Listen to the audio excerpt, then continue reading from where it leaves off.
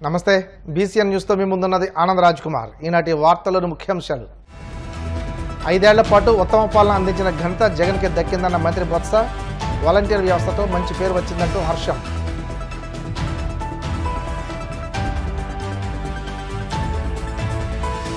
YCP MLA Pinnelli రామకృష్ణారెడ్డికి పోలీసుల అండ ఉందన్న మాజీ ఎమ్మెల్సీ మహమ్మద్ ఇక్బాల్. విధ్వంసం సృష్టించినా ఎందుకు అరెస్ట్ చేయలేదంటూ టీడీపీ సూటి ప్రశ్న.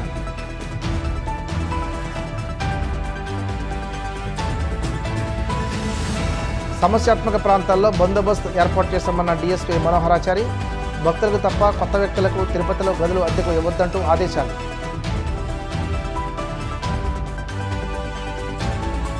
కాకినాడ కార్పొరేషన్ తీరుపై సామాజికవేత్త దోసర్లపూడి రమణరాజు ఆగ్రహం.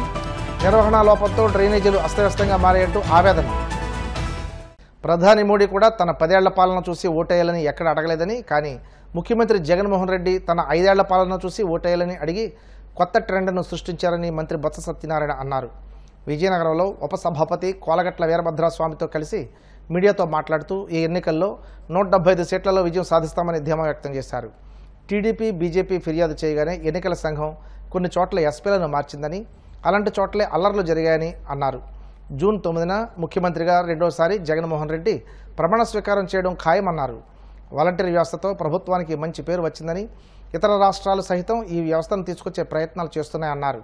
సంక్షేమ పథకాలను పారదర్శకంగా, అవినీతికి చోటు లేకుండా, మధ్యవర్తిత్వం లేకుండా అందించామని స్పష్టం చేశారు.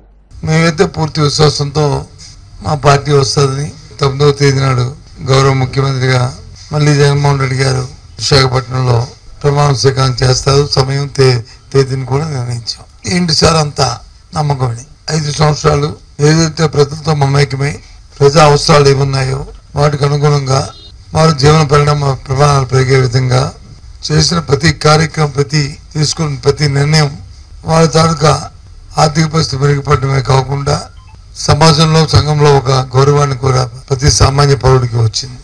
ముఖ్యంగా మహిళలకి పెద్ద ఎత్తున ఆత్మాభిమానాన్ని గత ప్రభుత్వంలో చంపుకునే పరిస్థితులు ఉండేవి. ఇప్పుడు వాళ్ళకి ఆ పరిస్థితులు లేకుండా ఆత్మాభిమానం పెంపొందించుకుంటూ వారి పిల్లల్ని చక్కగా చదివించుకునే పరిస్థితులతో పాటు వారి విధానంలో కూడా మార్పులు వచ్చాయి. ఇది మాటల్లో కాదు, ఏ సూచిక తీసుకున్నా అన్ని సూచికలు కూడా ఉన్న కానీ అన్ని కూడా ఇప్పుడు 3, 4, 5 స్థానాల్లోకి రాష్ట్రం రావడం అనేది గొప్ప పరిణామం, గర్వకారణం కూడా రాష్ట్రానికి. విద్య, వైద్యం ఈ 2 ఒక మార్పులు తీసుకొచ్చాం, పెద్ద మార్పులు తీసుకొచ్చాం. విప్లవాత్మకమైన మార్పుల్ని, రిఫార్మ్స్ జరిగినాయి. ఆ రిఫార్మ్స్ మామూలు రిఫార్మ్స్ కాదు, రెవల్యూషనరీ రిఫార్మ్స్ జరుగుతున్నాయి. అవి కొనసాగాలంటే జరుగుతున్న 5 సంవత్సరాల పరిపాలనని చూసి ఈ విధానాలు కొనసాగాలంటే వైఎస్ఆర్సీ పార్టీకి ఓటిమ్మని, జగన్మోహన్ రెడ్డి మళ్ళీ ముఖ్యమంత్రి చేయమని ఇలా కోరిన ప్రస్తుతం ప్రజాస్వామ్య రాజకీయాల్లో స్వాతంత్రం వచ్చిన తర్వాత మొట్టమొదటి వ్యక్తి జగన్మోహన్ రెడ్డి, వైఎస్ఆర్సీ పార్టీ. ఇందులో సందేహం లేదు. ఏ పార్టీ కూడా గత 5 సంవత్సరాలు నా పరిపాలన చూసిన కుటుంబం ఎప్పుడు కూడా ఏ ఒక్కరు కూడా ఏదైతే గత ఎన్నికల్లో 9 స్థానాలకి 9 స్థానాలు కూడా ఎరస్టోర్ విజయనగరంలో మా పార్టీకి విజయం చేకూర్చారు. మళ్ళీ కూడా అదే విశ్వాసంతో ఈసారి కూడా గెలిపిస్తారనే ఒక దృఢ నమ్మకంతో ఉన్నాం. అవినీతి లేకుండా అన్ని కార్యక్రమాలు చేశాం. అదే నమ్మకంతో మళ్ళీ 9 స్థానాలు వస్తాయని ఒక దృఢ విశ్వాసం. ప్రజలు కూడా పెద్ద ఎత్తున నాకు ఓటును కూడా ఇచ్చారు. అనుకున్న దానికంటే 1-2% ఇంకా ఎక్కువ ఎన్నికల్లో ప్రజలు పాల్గొని పార్టీ పట్ల, జగన్మోహన్ రెడ్డి గారి పట్ల, మా పార్టీ అభ్యర్థుల పట్ల, మా పట్ల అందరూ కూడా ఎంతో నమ్మకం ఉంచారు, ఆశీర్వదించారు. చంద్రబాబు నాయుడు ఎన్నికల ప్రక్రియ స్టార్ట్ అయిన దగ్గర నుంచి దేనికి లేక రాలేదు చెప్పండి. పెన్షన్ 1వ తారీఖున పెన్షన్ ఇస్తే వృద్ధులకి, వికలాంగులకి, తంతులకి, నేత కార్మికులకి, గీత కార్మికులకి ఇస్తే దాన్ని ఇవ్వద్దని లేఖ రాశాడు. సుమారు 30 మంది ప్రాణాలను పడుతున్నట్టు. ఆ తర్వాత ఆసరా వచ్చి 72% ఇచ్చిన తర్వాత ఇంకా 38%, ఇంకా 28% మిగిలిపోతే అవి చెల్లిస్తుంటే అవి ఇవ్వడానికి వీల్లేదని చెప్పి లేఖ రాశాడు. ఆ 10 రోజులు ఆపారు. ఎన్నికల్లో అభివృద్ధి చేశాడు. వాటిని ఇప్పుడు ఇచ్చే పరిస్థితిని తీసుకొచ్చాడు. హింసాత్మక ఘటనలు టీడీపీ ఆరోపించడం పక్క పెట్టండి. టీడీపీ ఆరోపించకపోతే వాళ్ళే మమ్మల్ని పొగుడుతారా చెప్పండి. నిన్న వైజాగ్లో ఒక సంఘటన జరిగింది, బర్మా కాలనీలో. అది రాజకీయాలకి ఏమైనా సంబంధం ఉందా? మీరు వెళ్ళండి ప్రత్యక్షంగా. మీరు రేపు 3 కెమెరాలు 4 కెమెరా పట్టుకుని వెళ్ళి అడగండి వాళ్ళందరినీ. అది గురజాల్లో ఏదో విషయం జరిగింది అంటున్నారు. టీవీలో చూపెట్టారు, వాట్సాప్లో అది తీసుకొచ్చారు. 9 ప్రాంతాల్లో ఈవీఎంలు వచ్చి ఆ ప్రాంతాలు, మరి మిగతా 8 ప్రాంతాలు అమలు చేసినవి అసలు అక్కడ ఆ సంఘటన జరిగిన పూర్వపరాలు ఏంటి, మరి దాని మీద ఎందుకు మరి ఆ టీడీపీ మాట్లాడట్లేదు? ఏంటి ఇవన్నీ చౌకబారు ఏంటి ఆక్రోశం అంటాం కదా, కడుపు మంట. ఎలాగ ఓడిపోతున్నాం కాబట్టి ఏదో బుర్ర తెల్లేస్తే అమ్మో ఈ దౌర్జన్యం చేశారు, అది ఏదో చేశారు, అందుకే ఇది వచ్చి ఎన్నికలు గెలిచారు, లేకపోతే మేము పొడి చేసేవాళ్ళం అని చెప్పుకోవడానికి ఇవన్నీ కూడా ఎవరు రిలీజ్ చేశారో ఎవరు రిలీజ్ చేశారో పక్కన పెడేస్తే 8 స్టేట్ల ఎలక్షన్ కమిషన్ ని ఎవరు జరిగింది, ఎవరు జరిపించారు, ఏం జరిగాయి అని చెప్పనండి. లేకపోతే ఏ ప్రాంతాల్లోనైతే పోలీస్ అధికారుల్ని, ఎస్పీ స్థాయి అధికారుల్ని బదిలీ చేశారో ఎన్నికల నోటిఫికేషన్ వచ్చిన తర్వాత కూటమి నాయకులు Telugu Desam party, Bharatiya Janata party, celebrity party కలిసి పెట్టారు, ఆ ప్రాంతంలోనే జరిగాయి ఇన్సిడెంట్ అన్ని కూడా. ఆ 4 జిల్లాల్లోనే ఇంకెక్కడ జరిగింది చెప్పండి, మన జిల్లాలో ఎక్కడ జరిగింది చెప్పండి. ఎప్పుడు ఇలాంటి సాంప్రదాయాలు లేవు కాబట్టి మన వైజాగ్లో కూడా చెప్పాను, ఎన్నికలు అయిన తర్వాత దయచేసి శాంతియుతంగా అన్ని పార్టీలు కూడా సమయం పాటించారు. ఆవకులు చావకులు ఒకరినొకరు నిందారోపణ చేసుకోవడం కాకుండా రేపు ఎన్నికల్లో 4వ తారీఖు ఫలితాలు వస్తాయి, ప్రజలు నిర్ణయించారు అప్పుడే. సో అప్పుడు వెయిట్ చేయండి. నాయకులు అందరూ రిలాక్స్ మూడ్ లో అందరూ దేశాల్లో విదేశాల్లో తిరుగుతున్నారు. ఒక నాయకుడు అయితే చెప్పలేరు, మా నాయకుడు అయితే తెలుగుదేశం ఇప్పుడు వచ్చి కూడా ఎక్కడున్నాడు తెలియదు, చెప్పకుండా వెళ్ళాడు, ఎక్కడున్నా కూడా తెలియదు. వాళ్ళ కొడుకు అయితే 3 రోజులు ముందే పారిపోయాడు, ఇంకోడైతే ఇంకప్పుడు వెళ్తా ఎక్కడికి వెళ్ళాడు ఆయన కూడా తెలియదు. ఇక్కడెందుకు రోజు తిట్టుకొని కొట్టుకొని మరి 2వ స్థాయి నాయకులు 3వ స్థాయి నాయకులు ఎందుకు పడతారు, మీరు సమయం పాటించండి బాబు అని చెప్పారు. ఎందుకంటే రాష్ట్రంలో ఇప్పుడు ఇలాంటి వాతావరణం. గుంటూరు జిల్లా మాచర్ల నియోజకవర్గంలో చెలరేగిన హింసాత్మక ఘటనలకు కారణమైన వైసీపీ ఎమ్మెల్యే పిన్నెల్లి రామకృష్ణారెడ్డిపై ఐపీసీ సెక్షన్ 307 పెట్టి ఉంటే హైకోర్టు ముందస్తు బెయిల్ ఇచ్చేదే కాదని టీడీపీ నేత మాజీ ఎమ్మెల్సీ మహమ్మద్ ఇక్బాల్ అన్నారు. ఎన్నికలు సజావుగా జరగకూడదని, ఎలాగైనా దొంగ ఓట్లు వేయించుకోవాలనే ఉద్దేశంతో ఎస్ఐ స్థాయి నుండి తమకు అనుకూలంగా ఉన్నవారినే వైసీపీ ప్రభుత్వం నియమించిందని ఆగ్రహం వ్యక్తం చేశారు. పిన్నెల్లి అరాచకు సృష్టించిన రాజంపేట డీఎస్పీ చైతన్య లాంటి పోలీసులు ఉండబట్టే పిన్నెల్లి సోదరులు తప్పించుకున్నారని, వైసీపీ నాయకులు రెచ్చిపోతున్నారని మండిపడ్డారు. 2019 ఎలక్షన్ కూడా మనం చూసాం. అప్పుడు ఏ విధంగా ప్రశాంత వాతావరణంలో ఎన్నికలు జరిగాయి, ఏ విధంగా జగన్మోహన్ రెడ్డి గారి పాదయాత్ర ప్రశాంతంగా చేయగలిగాడు, ఎక్కడ కూడా ఒక చిన్న గులకరాయి కానీ లేదా రాళ్లదాడి కానీ చూసిన సందర్భం లేదు. ఆయన ఎక్కడో ఎయిర్పోర్ట్లో ఆయన అభిమాని ఎవడో కోడికత్తంటే దానికి అనువుగా ఆయన మలుచుకున్న తీరు మనం చూసాం. కానీ ఎప్పుడు కూడా తగిన భద్రత అప్పుడు ప్రతిపక్షంలో ఉన్న జగన్మోహన్ రెడ్డి గారికి కల్పించడం జరిగింది. దానికి భిన్నంగా నియంతృత్వ పోకడలు ఈ 5 ఏళ్లలో 19 నుంచి 24 ఏళ్లలో జగన్మోహన్ రెడ్డి గారు ముఖ్యమంత్రిగా ఉన్నప్పుడు మనం చూస్తున్నాం.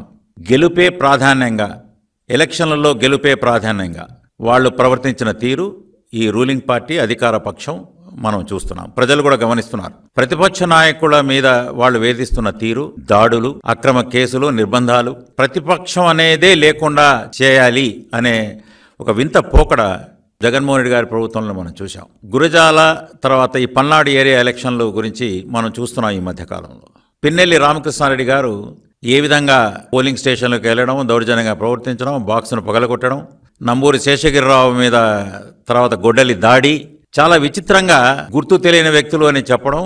అంటే వ్యవస్థ ఎంత నిర్వీర్యమైంది, ఏ విధంగా వ్యవస్థలను వాళ్ళు అప్రజాస్వామికంగా నియంత్రించారు అనేది మనకు తెలుస్తూ ఉంది.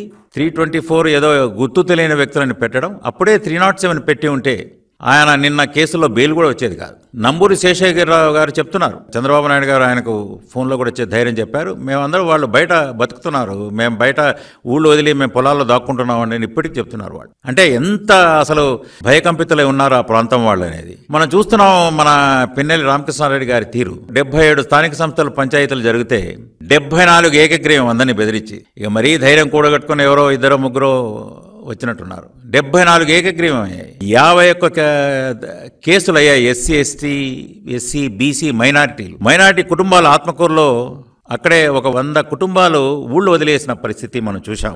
ఒక బీసీ చంద్రయ్య అనే వ్యక్తిని వాళ్ళు ఏ విధంగా అసలు సినిమా పక్కీలో చంపుతారు. కొన్ని సినిమాల్లో మనం చూస్తున్నాం, విలన్లు ఒక చేయి మీద ఒకరు నిలబడడం, ఇంకొక చేయి మీద ఇంకొక నిలబడడం, 2 కాళ్ల మీద ఇద్దరు నిలబడడం, ఒకరు చెస్ట్ మీద నిలబడి అడ్డంగా గొంతు కోయడం, గొంతు కోశారు చంద్రయ్య అనే వ్యక్తిని. ఆ రూల్ ఆఫ్ లా, అసలు చట్టానికి అతీతులు, ఆ నియంతృత్వం, అసలు సినిమా పక్కీలో ఆ గూండాయిజం ఒక డాన్ లాగా వ్యవహరించిన తీరు మనం చూసాం. పిన్నెల్లి రామకృష్ణారెడ్డి గారు మంత్రి పదవి ఏదో ఆశించినట్టున్నారు. మీరు ఈ కాస్ట్ ఈక్వేషన్స్ లో రాదు అనే విషయంలో ఇవాళ కూడా పేపర్లో చూశాను నేను. కానీ జగన్మోహన్ రెడ్డి గారు ఆయనకు ఫ్రీ హ్యాండ్ ఇచ్చారు. నాయనా మీరు ఏ విధంగానైనా అతను ఆధిపత్యం సంపాదించుకో, డబ్బులు సంపాదించుకో. సుమారుగా 2,000 కోట్ల వరకు, అది గ్రానైట్ కానివ్వండి, మద్యం కానివ్వండి, ఇసుక కానివ్వండి, ఆ పక్కన బార్డర్ మనకు తెలంగాణ బార్డర్ ఉంది కాబట్టి ఇక వాళ్ళ చెక్ పోస్టులే నడుస్తున్నాయనేది అక్కడ ఎవరిని అడిగినా కామన్ నాలెడ్జ్, అది ఎవరిని అడిగినా చెప్తారు. కేవలం జగన్మోహన్ రెడ్డి గారి ప్రభుత్వం స్థానిక సంస్థలను ఏ విధంగా నిర్వీర్యం చేసింది మనం చూసాం. ఎవరు అక్కర్లేదు మాకు. డబ్బు, ఇసుక, మద్యం, ఈ డబ్బుతో ఈ ప్రజాస్వామ్యయుతంగా కానీ ఇక ఏం లేదు. పోలీసులను కూడా మనం చూసాం ఏ విధంగా వాళ్ళు పోలీసులను, రెవెన్యూ వ్యవస్థని కూడా ఇద్దరిని మనకు కావలసిన వాళ్ళని మనం నియమించుకుందాం. ఇక్కడ కేంద్రంలో పెత్తందారి పోకడలను పదే పదే చెప్తున్నారు. పెత్తందారి పోకడలు ఇక్కడ ఉన్నాయి. పెత్తందారులు, అసలైన పెత్తందారులు అధినాయకుడు, వాళ్ళ చుట్టూ ఉన్న నలుగురు, ఇసుక ద్వారా మద్యం డబ్బులు. దీన్ని ద్వారానే మేము గెలవగలం. ప్రజాస్వామ్యయుతంగా లేదు. చంద్రబాబు గారి మీదనే మనం చూసాం ఏ విధంగా ఎర్రగొండపాలెం కానివ్వండి, పొంగనూరు కానివ్వండి, రాళ్లు వాళ్లే వేసి 307 కేసులు. ఎలక్షన్లకు ముందే బాబు గారి మీద, తర్వాత వాళ్ళ టీం మీద, ఇంపార్టెంట్ నాయకుల మీద వైఎస్ఆర్సీపీ వాళ్లే వేయించి, దాడులు వీళ్లే చేయించి కేసులు 307 కేసులు వీళ్ల మీద, తెలుగుదేశం నాయకుల మీద ఏమో అక్రమ కేసులు. మనం చూసాం చంద్రబాబు గారిని ఏ విధంగా అసలు ఎలక్షన్ జరగనివ్వకూడదు, ఒకే పార్టీ ఉండాలి, అక్రమంగా మేము ఓట్లు గుద్దుకోవాలి. సో అధికారులను ఎస్ఐ స్థాయి నుంచి వాళ్ళని నియమించుకున్నారు. ఎప్పుడు కూడా జగన్మోహన్ రెడ్డి గారు, నేను చూస్తున్నాను ఈ 5 ఏళ్లుగా, ఆయన ఒకటే నమ్ముకున్నాడు. ఈ స్థానిక సంస్థల, ఈ సర్పంచులు లేదు, స్థానిక సంస్థలు లేదు, ప్రజాప్రతినిధులు లేదు, నా ఎస్సీ, నా ఎస్టీ, బీసీ, మైనారిటీ లేదు, ఎవరిని వినేది లేదు, ఏ సామాజిక వర్గం యొక్క సమస్యలు వినేది లేదు. కేవలం ఏ విధంగా ఎలక్షన్లు గెలవాలి, ఇక్కడ ఏదో బటన్ నొక్కడం, లేదా ప్రజాప్రతినిధులు కానీ మనుషులు కానీ కలిసేది లేదు. ఏదో బటన్ నొక్కుతున్నా మిగతావి ఇదిగో అక్రమ మద్యం, తర్వాత లిక్కరు, దీని మీద దోపిడీలు, తద్వారా ఈ దోపిడీ డబ్బును ఎలక్షన్లలో ఖర్చు పెట్టి గెలవాలనే కుటిల ప్రయత్నం. దానికి ఒత్తాసుగా అనువైన అధికారులు వాళ్ళ రెవెన్యూలో కానీ పోలీసులు కానీ నియమించుకోవడం ప్రజలు గమనిస్తున్నారు. 19లో ఏ విధంగా మీరు బిహేవ్ చేశారు, ఈ 5 ఏళ్ళు మీరు ఏ విధంగా నియంత్రిత పోకడలు, ఏ విధంగా మీరు జనాలను కాలరాచారు, వాళ్ళ హక్కులను. ఇప్పుడు ఈ ముసలి కన్నీరు కార్చడం చూస్తున్నారు. ప్రజలు స్పష్టమైన తీర్పు ఇచ్చారు. టీడీపీ జనసేన కూటమి 140, 150 సీట్లతో అధికారులు రాబోతా ఉంది.